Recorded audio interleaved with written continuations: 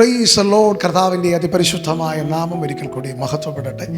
ഈ ക്രിസ്മസ് ദിവസത്തിൽ നിങ്ങളുടെ മുൻപിലേക്ക് തിരുവചനവുമായി വരുവാൻ ദൈവം ഇടയാക്കിയതിനെ ഓർത്ത് ഞാൻ ദൈവത്തെ സ്തുതിക്കുന്നു.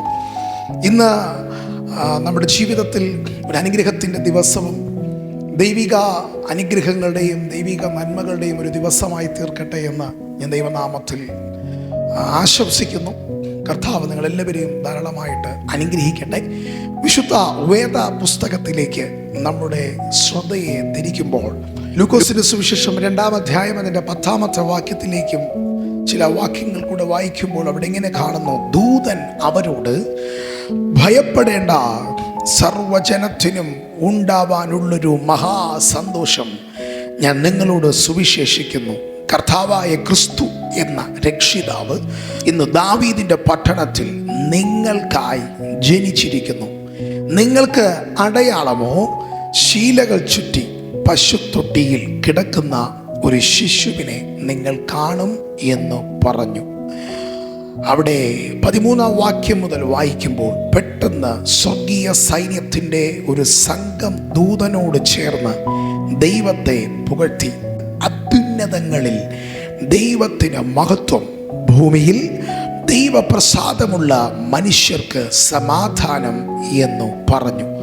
ദൂതന്മാർ അവരെ വിട്ട് സ്വർഗത്തിൽ പോയ ശേഷം ഇടയന്മാർ നാം ബെത്ലഹേമോളം ചെന്ന് കർത്താവ് നമ്മോട് അറിയിച്ച ഈ സംഭവം കാണണമെന്ന് തമ്മിൽ പറഞ്ഞു.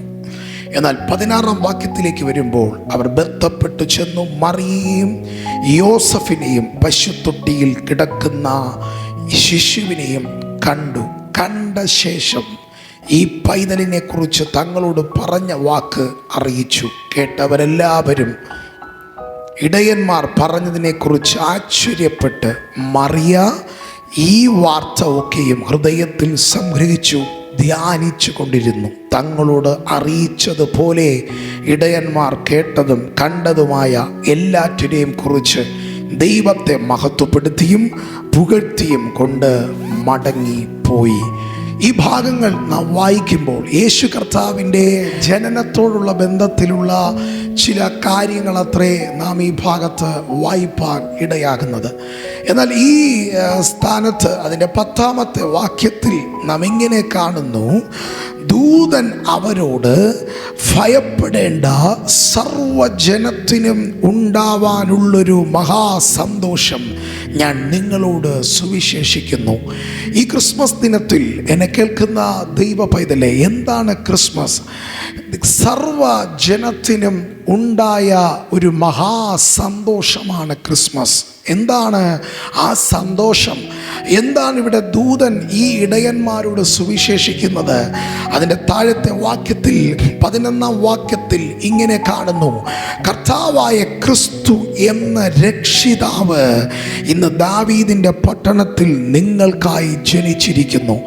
ഈ ക്രിസ്മസ് ദിനത്തോടുള്ള ബന്ധത്തിൽ പലപ്പോഴും പലരും സ്തോത്രം ഈ ലോകപരമായി പല കാര്യാദികളിൽ സന്തോഷം കണ്ടെത്തുവാൻ, മദ്യപാനം തുടങ്ങി മറ്റു പല പ്രവൃത്തികളിലൂടെ ഇത് ക്രിസ്മസ് ദിനമാണ് എന്ന് പറഞ്ഞും കൊണ്ട് ഒത്തിരി കാര്യങ്ങൾ, ഒത്തിരി സ്തോത്രം സന്തോഷിപ്പിക്കാൻ അല്ലെങ്കിൽ സന്തോഷിക്കാൻ അല്ലെങ്കിൽ മറ്റുള്ളവരെ സന്തോഷിപ്പിക്കാൻ സ്തോത്രം നമ്മുടെ സന്തോഷത്തിന് വേണ്ടിയൊക്കെ നമ്മൾ പല കാര്യങ്ങളും ചെയ്യാറുണ്ട്.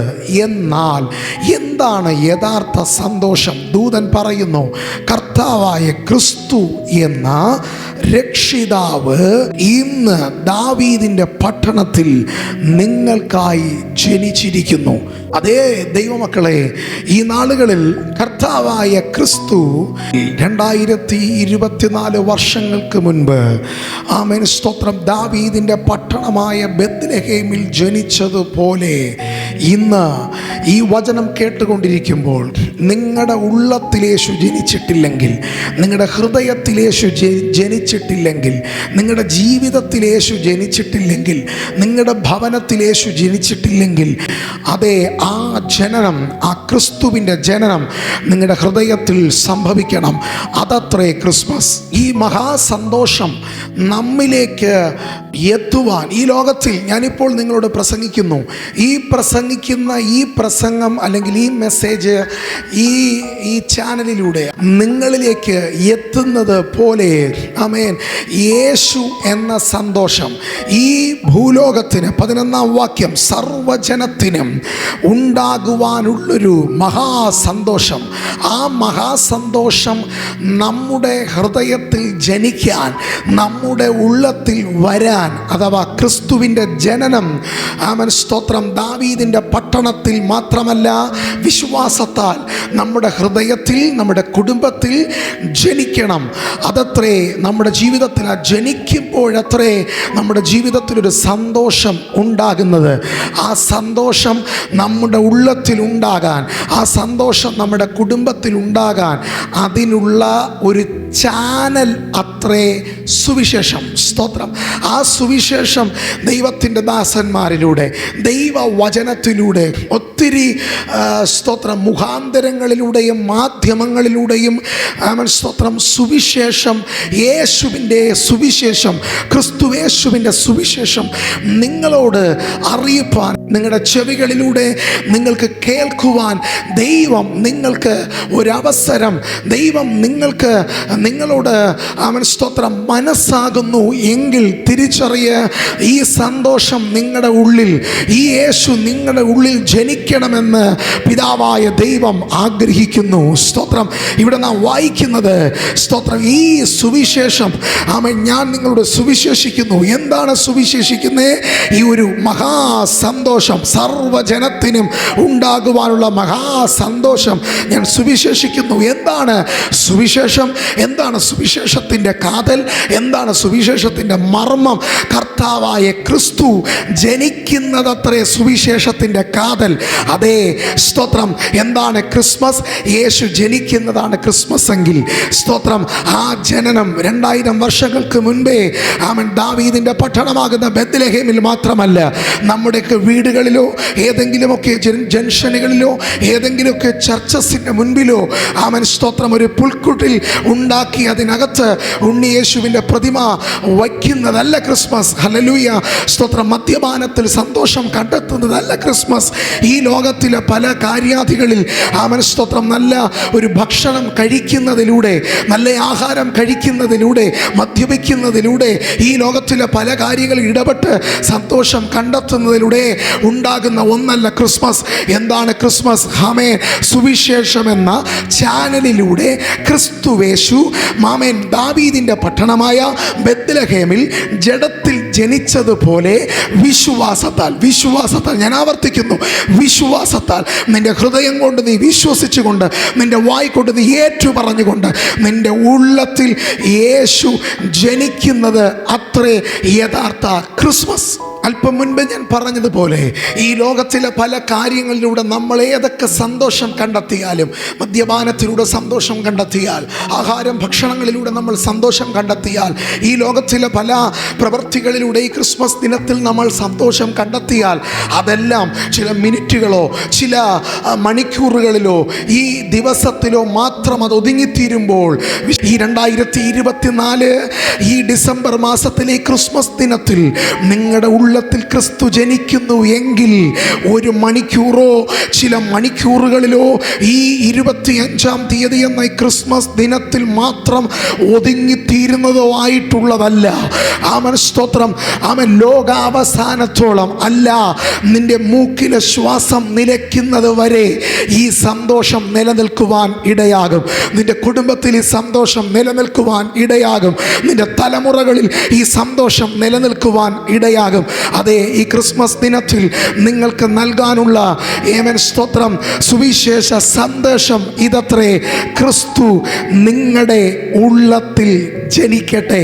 വിശ്വാസത്താൽ ക്രിസ്തു നിങ്ങളുടെ ഉള്ളത്തിൽ ജനിക്കട്ടെ എങ്കിൽ ആർക്കും തടയുവാൻ കഴിയാത്ത, ആർക്കും എടുത്തു കളയാൻ കഴിയാത്ത സന്തോഷം ദൂതന്മാർ സുവിശേഷിച്ചതുപോലെ സ്തോത്രം സർവ്വജനത്തിനും ഉണ്ടാകേണ്ടിയ സന്തോഷം അത് നിങ്ങളുടെ ഉള്ളത്തിൽ, നിങ്ങളുടെ ഭവനത്തിൽ ഈ ക്രിസ്മസ് ദിനത്തിൽ നിങ്ങളുടെ ജീവിതത്തിൽ കടന്നു വരുവാൻ ഇടയാകും.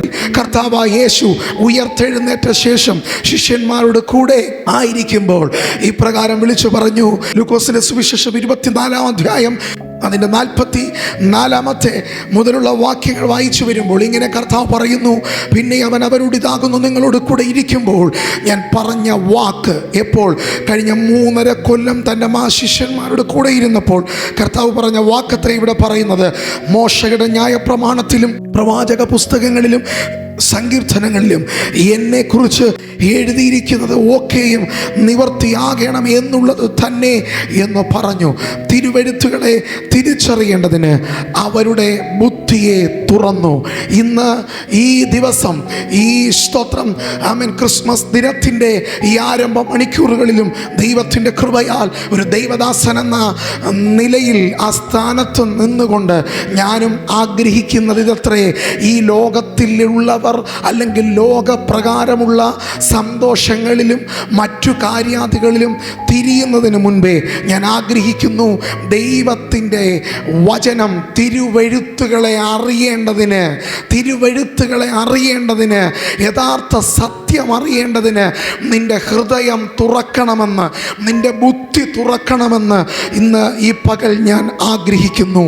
46-ാം വാക്യം, ക്രിസ്തു കഷ്ടം അനുഭവിക്കുകയും 3-ാം നാൾ മരിച്ചവരിൽ നിന്ന് ഉയർത്തെഴുന്നേൽക്കുകയും അവൻ്റെ നാമത്തിൽ മാനസാന്തരവും പാപമോചനവും യെരൂശലേമിൽ തുടങ്ങി സകല ജാതികളിലും പ്രസംഗിക്കുകയും വേണം എന്നിങ്ങനെ എഴുതിയിരിക്കുന്നു. ഞാൻ ഒരിക്കൽ കൂടി ആവർത്തിക്കുന്നു, അവൻ്റെ നാമത്തിൽ. ഏതാ ആ നാമം? യേശു എന്ന നാമം. അവൻ സ്തോത്രം. അവൻ്റെ നാമത്തിൽ മാനസാന്തരവും പാപമോചനവും യെരൂശലേമിൽ തുടങ്ങി സകല ജാതികളിലും പ്രസംഗിക്കുകയും വേണം എന്നിങ്ങനെ എഴുതിയിരിക്കുന്നു. കർത്താവ് പറഞ്ഞ ആ വാക്കത്രേ. സ്തോത്രം. എനിക്ക് വേണമെങ്കിൽ പ്രസംഗിക്കാതിരിക്കാം. ഈ ലോകത്തിലെ ദൈവദാസന്മാർക്ക്, അഭിഷിക്തന്മാർക്ക് വേണമെങ്കിൽ സ്തോത്രം ഈ വചനം പ്രസംഗിക്കാതെ ഇരിക്കാം. അവർക്ക് വേറെ എന്തെല്ലാം ആവശ്യങ്ങൾ, എന്തെല്ലാം കാര്യങ്ങൾക്ക് വേണമെങ്കിൽ പോകാമായിരുന്നു. എന്നാൽ അതൊന്നും പോകാതെ എന്തിനാ പ്രസംഗിക്കുന്നേ? വിവിധ മാധ്യമങ്ങളിലൂടെ, വിവിധ ചാനലുകളിലൂടെ എന്തിനാ ദൈവദാസന്മാർ ദൈവത്തിൻ്റെ തിരുവചനം പ്രസംഗിക്കുന്നേ? കർത്താവ് പറയുന്നു, അവൻ്റെ നാമത്തിൽ മാനസാന്തരവും പാപമോചനവും യെരൂശലേമിൽ തുടങ്ങി സകല ജാതികളിലും പ്രസംഗിക്കുകയും വേണം എന്നിങ്ങനെ എഴുതിയിരിക്കുന്നു. തിരുവചനം എഴുതിയിരിക്കുന്നത് കൊണ്ടത്രേ ഈ ക്രിസ്മസ് ദിവസത്തിലും ഞാൻ നിങ്ങളോട് ദൈവത്തിൻ്റെ വചനം സംസാരിക്കുന്നത്. യേശുവിൻ്റെ നാമത്തിൽ മാനസാന്തരവും പാപമോചനവും ഉണ്ട്. ഈ 2023 വരെയുള്ള എത്രയോ ക്രിസ്മസുകൾ നിങ്ങളുടെ ജീവിതത്തിൽ കടന്നു പോയിട്ടുണ്ടാകും. എത്രയോ ക്രിസ്മസുകൾ ലോകപ്രകാരം നിങ്ങൾ സന്തോഷം കണ്ടെത്തിയിട്ടുണ്ടാകും. നിങ്ങൾ ലോകപ്രകാരം ആഘോഷിച്ചിട്ടുണ്ടാകും. എല്ലാ ആഘോഷങ്ങളും ദൈവകൃപയിലും സ്തോത്രം തിരുവചന പ്രകാരമാണ് എങ്കിൽ അത് നല്ലതത്രേ. എന്നാൽ സ്തോത്രം ഈ ലോകത്തിലെ പല സ്തോത്രം മദ്യപാനത്തിൽ അങ്ങനെയുള്ള പല കാര്യങ്ങളിലും അല്ല സന്തോഷം കണ്ടെത്തേണ്ടത്. 2023 ഡിസംബർ 25 വരെയുള്ള എല്ലാ ക്രിസ്മസും അപ്രകാരമായിരുന്നിരിക്കാം നിന്റെ ജീവിതത്തിൽ. എന്നാൽ ഈ 2024 ഈ ഡിസംബർ മാസം, ഈ ക്രിസ്മസിൽ, ഈ വർഷത്തെ ഈ ക്രിസ്മസിൽ, ഇന്ന് ഈ പകൽ ഈ ദൂത് നിങ്ങൾ കേൾക്കുമ്പോൾ നിങ്ങളുടെ തീരുമാനങ്ങൾ തിരിയട്ടെ, നിങ്ങളുടെ നോട്ടങ്ങൾ തിരിയട്ടെ, നിങ്ങളുടെ ചിന്താഗതികൾ തിരിയട്ടെ. നിങ്ങളുടെ ജീവിതത്തിൽ വെറുതെ ഒരു ക്രിസ്മസ്, വെറുതെ ഒരു അവധി കിട്ടിയത് കൊണ്ട് അതിൽ ആഘോഷിക്കാം, അതിൽ സന്തോഷിക്കാം, അതുകൊണ്ട് മദ്യപിക്കാം, അതുകൊണ്ട് പാപം ചെയ്യാം, അതുകൊണ്ട് ലോകത്തിലെ പല നിലകളിൽ സന്തോഷം കണ്ടെത്താം എന്ന് ചിന്തിക്കാം, എന്ന് തീരുമാനിച്ച് എന്ന് പ്രവർത്തിക്കുന്ന അതിനേക്കാൾ എത്രയോ നല്ലത് തിരുവചനപ്രകാരം ഇത് കേൾക്കേണ്ടതിന്, ഈ വചനം തിരിച്ചറിയേണ്ടതിന് നിങ്ങളുടെ ബുദ്ധി തുറക്കട്ടെ, നിങ്ങളുടെ ഹൃദയം തുറക്കട്ടെ. എന്താണ് സുവിശേഷം? എന്താണ് ക്രിസ്മസ്? കർത്താവായ യേശുവിൽ നിങ്ങൾക്ക് മാനസാന്തരവും പാപമോചനവും ഉണ്ട്.